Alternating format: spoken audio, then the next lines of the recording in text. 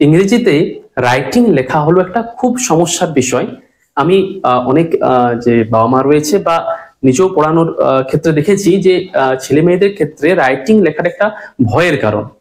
তো এটা কিন্তু শুরু হওয়া উচিত খুব ছোট থেকে। মোটামুটি আমরা ধরতে পারি একদম ক্লাস 1 থেকেই বা 1-2 থেকেই আমরা কিন্তু ওই রাইটিং লেখার দিকটা গুরুত্ব দিতে হবে। তবে যেই পরে একটা জায়গায় এসে এসে কিন্তু নিজে নিজেই রাইটিং যে কোনো টপিকই একদম মঙ্গল গ্রহ থেকে দিলেও কিন্তু সে লিখতে পারবে। এটা অনেক ক্ষেত্রেই ভুল হয়। আমরা এসে পরে 9-10 সময় যদি রাইটিং ঠিক করার চেষ্টা করি, হবে হবে না আমি বলছি না, কিন্তু অনেক অসুবিধা তৈরি হয় যদি তাদের কোনো অজানা টপিক পড়ে, সেক্ষেত্রে লিখতে খুব প্রবলেম হয়। তো ছোট বয়সে এই ভিডিওটা তাদের জন্য, বিশেষ করে যাদের ঘরে ছোট ছোট ছেলে মেয়ে রয়েছে, যারা হয়তো 1, 2, 3, 4, 5, 6, 7 এর এই জায়গার মধ্যে পড়ছে, তাদের জন্য খুব গুরুত্বপূর্ণ। কিভাবে তারা ছোট থেকে শুরু করবে স্টেপ বাই স্টেপ রাইটিং লেখা। আমরা এরকমটা করি কি, অনেক ক্ষেত্রে আমরা বললাম নেতাজি নিয়ে পড়ে লেখ, রবীন্দ্রনাথ ঠাকুর নিয়ে পড়ে লেখ, এরকম আন্থাবড়ি বা এরকম একটা অপ্রাসঙ্গিক হঠাৎ টপিক দিয়ে পরে কিন্তু লেখা যদি শুরু হয়, সেটা কিন্তু সঠিক পদ্ধতি নয়। গুরুত্বপূর্ণ, রাইটিং লেখার জন্য ট্রান্সলেশন অনেকেই করে থাকে, যে বাংলা থেকে ইংলিশ ট্রান্সলেশন, সেটাও কিন্তু সঠিক পদ্ধতি নয়। রাইটিং লেখার জন্য তাহলে সঠিক পদ্ধতি কি আলোচনা করছি, একটু মন দিয়ে প্রত্যেকেই শুনবে। যদি কোনো কিছু বলার থাকে অবশ্যই আমাকে একটু জানাবে। 1 নম্বরে হচ্ছে রাইটিং লেখার জন্য যে ছোট একদম কম বয়সে তাদেরকে ডেসক্রাইব করা শেখাতে হবে। First describe. তারা বিভিন্ন রকম টেক্সট, গল্প তারা পড়ছে, যারা রিডিং অলরেডি পড়তে শিখে গেছে। রাইটিং তখনই শুরু হবে যখন রিডিং জায়গাটা স্ট্রং হয়ে গেছে, মানে যে কোনো একটা আননোন টপিকও সে রিডিং পড়ছে। ফার্স্ট কিন্তু রিডিং, তারপর রাইটিং। তো রিডিং যখন সে করতে পারছে, বিভিন্ন গল্প সে পড়েছে, তখন সে ডেসক্রাইব করবে। কি ডেসক্রাইব করবে? সে ডেসক্রাইব করবে 3 to 5 লাইনসের মধ্যে, 3 থেকে 5টা লাইনের মধ্যে যে কোনো কিছু। যেমন নিজের সম্পর্কে, yourself, cat, কাউ, এরকম ছোট ছোট বিষয়। আরো অনেক টপিক আছে, আমি লিখলে অনেক পুরো বোর্ডটা ভর্তি হয়ে যাবে। তো সেক্ষেত্রে এরকম ছোট ছোট বিষয় সে লিখবে 3 থেকে 5টা লাইন। কিভাবে লিখবে? মনে হতে পারে যে হঠাৎ করে সে ইংরেজি লিখবে, কি করে? না, একদমই বলছি না আমি হঠাৎ করে ইংরেজি লিখতে। এটাতে তাকে সাহায্য করবে তার বাবা মা বা তার যে গার্জিয়ান রয়েছে, অভিভাবক রয়েছে, অর্থাৎ যিনি তাকে গাইড করেন, বা তার টিচার, যিনি শিক্ষক মহাশয় রয়েছেন, তিনি কি করবেন? তাকে অনেক ক্ষেত্রে আবার এটাও একটা ভুল হয় যে এখানে কিন্তু কি হয়, ট্রান্সলেশন বেসড। আমি গরুর সম্পর্কে বা নিজের সম্পর্কে আমি বাংলা বলে দিলাম, সে ইংরেজি ট্রান্সলেশন করে করে শেখালাম। এর ফলে কি হয়, তার যে ক্রিয়েটিভিটিটা, এটা কিন্তু নষ্ট হয়ে যায়। খুব ইম্পর্টেন্ট, এটা কিন্তু মাথার মধ্যে রাখতে হবে যে কোনো মতেই এটা করা যাবে না। ছোট বয়সটা হচ্ছে এমন একটা জায়গা যেখানে তারা যেন নিজেরা ভাবতে শিখে, তারা যেন নিজেরা ভাবতে শিখে। তারা যদি নিজেরা ভাবতে ভুলে যায় তাহলে কিন্তু হবে না। তো এক্ষেত্রে অবশ্যই আলোচনা সাপেক্ষ হবে, উভয়ের দিক দিয়ে আলোচনা করে। যেমন আমি তাকে কোশ্চেন জিজ্ঞাসা করলাম, আচ্ছা চলো দেখি, একটা মনে করো যদি গরু রয়েছে, তো চলো দেখি গরুর কটা পা রয়েছে, দেখো গুনো তো কটা পা রয়েছে। ও গুনে দেখলো যে গরুর 4টা পা রয়েছে, বা এটাও জানে যে গরুর 4টা পা আছে। তখন ও বললো গরুর 4টা পা আছে। ও তখন নিজেই বলবে যে গরুর একটা লেজও আছে। এইভাবে ও যাতে ভাবে, ছোট ছোট জিনিস এগুলো জানা থেকে অজানার দিকে নিয়ে যাবো। প্রথমে জানা থেকে অজানার দিকে তাকে নিয়ে যাবো, তাকে ভাবতে সাহায্য করবো। যেমন যদি আমি টপিক বলি গাছ নিয়ে পড়ে, আচ্ছা গাছ তো আমাদের খুব শত্রু, তাই না? গাছ আমাদের খুব জ্বালাতন করে। ও কি বলবে যে না, গাছ আমাদের হচ্ছে বন্ধু। তো সেক্ষেত্রে আমরা একটা লাইনকে সেখানে যুক্ত করলাম, গাছ আমাদের বন্ধু। ওকে ভাবতে সাহায্য করব। ও ভাবলে ওর মধ্যে যে ক্রিয়েটিভিটিটা, মানে নিজে ভাবার যে চিন্তা ভাবনাটা, এটা কিন্তু থাকবে। আর যদি আমি ট্রান্সলেশন বেস্ট করি, তাহলে আমার দিকে হাঁ করে তাকিয়ে থাকবে যে কখন স্যার আমার ট্রান্সলেশনটা বাংলাটা বলে দেবে আর আমি সেখান থেকে ইংরেজি করব। তো এটা কিন্তু করা যাবে না। তাহলে আমি কি বললাম, ফার্স্ট স্টেপ হচ্ছে ডিসক্রাইব। বিভিন্ন রকম ছোট ছোট জিনিস তারা ডিসক্রাইব করবে 3 থেকে 5টা লাইনের মধ্যে যে কোনো বিষয় সম্পর্কে।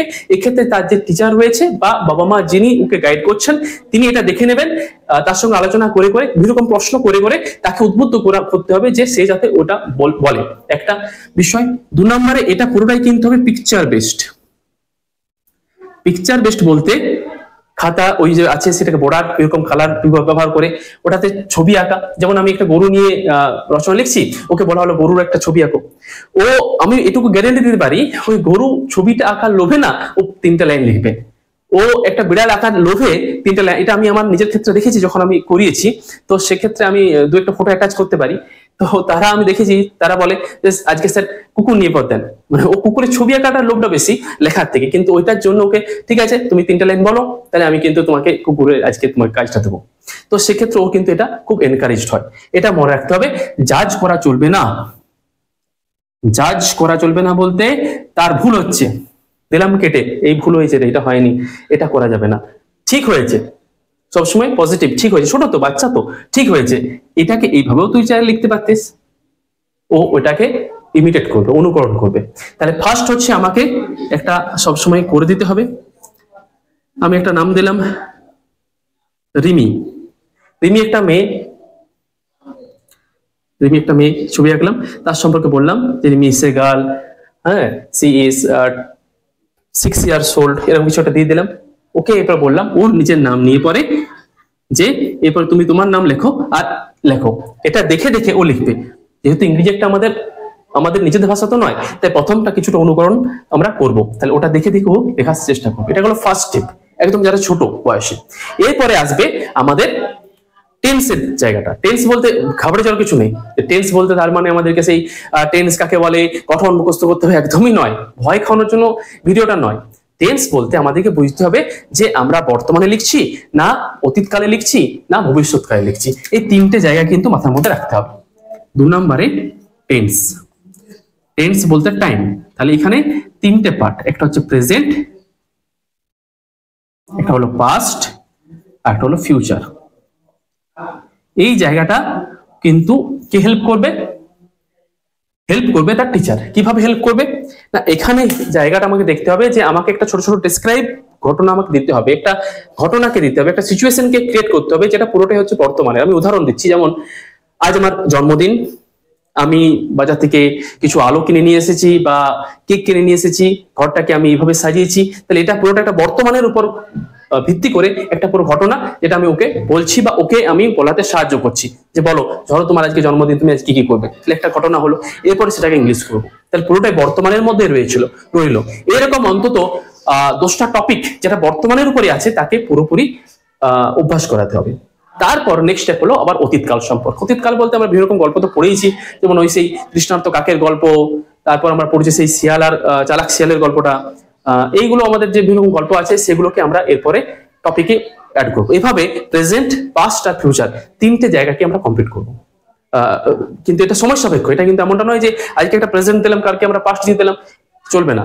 অন্তত 10টা টপিক তাকে কভার আপ করতে হবে, কারণ এটা আমরা যেহেতু ছোট থেকে ধরছি একদম বড় পর্যন্ত। এটা যখন তার স্ট্রং হয়ে গেল তার মানে হলো 70% ডান। যখনই সে প্রেজেন্ট, পাস্ট আর ফিউচার সম্পর্কে বুঝতে শুরু করে গেছে যে কোনটা বর্তমান কালে চলছে, কোনটা অতীতকালে, গল্পটা আমি এই গল্পটা অতীতকালে বলছি, তখন তার 70% কাজ শেষ। এরপর আসে এইটাকে ডেভেলপ করার জন্য 3 নাম্বার প্রসেস হচ্ছে লেটার, ডায়েরি। এইগুলোর যে ফরম্যাট আছে, এই ফরম্যাট গুলোকে তাদেরকে ফরম্যাটের সঙ্গে পরিচয় করানো, কিভাবে চিঠি লিখতে হয়, কিভাবে ডায়েরি লিখতে হয়, এই ফরম্যাট গুলোকে পরিচয় করাতে হবে এবং তার সঙ্গে কিছু কমন লাইন তাদেরকে বলতে হবে। এখানে তারা কিছুটা মুখস্থ কিন্তু করবে, একটু বড় হয়েছে তারা মুখস্থ করতে পারবে কিছু কমন লাইন, মানে একটা চিঠি শুরু করার জন্য কিভাবে শুরু করবো 2-1টা লাইন, শেষ কিভাবে করবো 2-1টা লাইন, এগুলো তারা যেন কি করে মেমোরাইজ করে। তাহলে মেমোরাইজ করলে কি হবে, তাদের মনের মধ্যে এটা জানবে যে কোনো চিঠি দিলে আমি এইভাবে শুরু করে চিঠি বার করে আনতে পারবো। তারা কিন্তু এই জায়গায় এই ট্রিকটাকে কাজে লাগাতে পারবে। তো এই ফরম্যাট গুলোর সাথে পরিচয় ঘটানো আর কিছু কমন লাইনের সঙ্গে। 4 নম্বরে যখন একটু বড় হয়ে গেল, 8 ক্লাস 7 ক্লাস চলে গেছে, তখন সেই জায়গায় তারা নতুন নতুন ওয়ার্ড শেখার দিকে কিন্তু গুরুত্ব দেবে। রাইটিং এর জন্য একটা গুরুত্বপূর্ণ ওয়ার্ড কিভাবে শিখবে, তারা তাদের যে টেক্সট বুকটা পড়ছে, এটার জন্য এমন নয় যে বাজার থেকে ইংরেজি খবরের কাগজ আনতে হবে, এটা বাস্তব দিনে ওটা অসম্ভব ব্যাপার হয়ে যায়, সম্ভব নয়। তো সেক্ষেত্রে তারা যে তাদের স্টোরিটা পড়ছে, গল্পটা পড়ছে, বা বিভিন্ন রকম অন্যান্য গল্প বইও তারা এই চাইলে এটা পড়তে পারে। তো সেই টেক্সট বুক থেকে ওয়ার্ডগুলোকে নেওয়া, ওয়ার্ডগুলো কিন্তু মেক সেন্টেন্সে কাজে লাগানো। ওয়ার্ডগুলো মুখস্থ করলে হবে না, মেক সেন্টেন্স মানে ওয়ার্ডটা কিভাবে আমি এটা সেন্টেন্সে কাজে লাগাবো, এটা পুরোটাই কিন্তু তোমার ব্যবহারিক।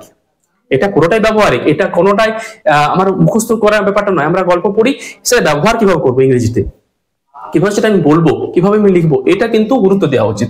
তো এখানে আমরা কিন্তু ওয়ার্ড স্টকের দিকে একটু গুরুত্ব দেবো। ওয়ার্ড স্টক মানে খাতায় লিখে লিখে ওয়ার্ড গুলো মুখস্থ করা নয়। আমি আবার বলছি, ওয়ার্ড স্টক বলতে আমি বোঝাচ্ছি ওই ওয়ার্ডটা কিভাবে একটা সেন্টেন্স তৈরি করব।